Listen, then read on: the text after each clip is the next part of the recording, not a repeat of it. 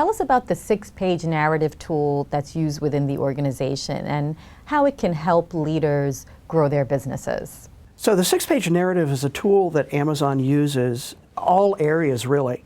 And here's what it is. One, Bezos has banned PowerPoint or any slide-oriented presentation at any meeting at Amazon worldwide.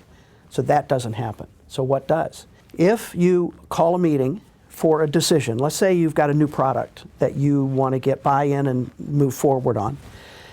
You, me as the project lead, is required to create a maximum of 6-page memo. That memo typically starts with a future press release. So you write the press release for the day the product is actually released to the public. And then you go into FAQs, what is the product? How does it improve the customer experience?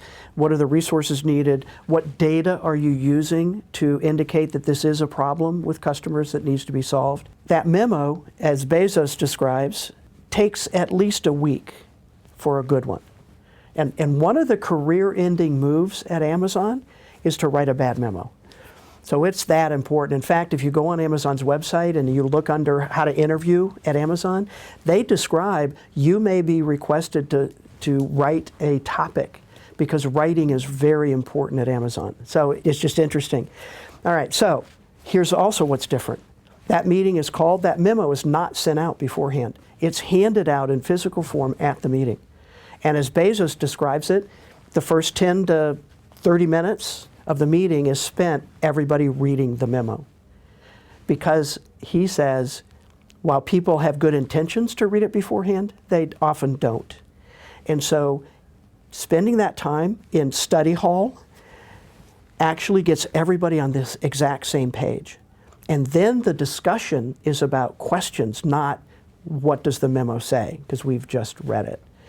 Here's the other implication, back to successful failure. If that product doesn't have the results expected, now we have a document to go back to later saying, what didn't we get right?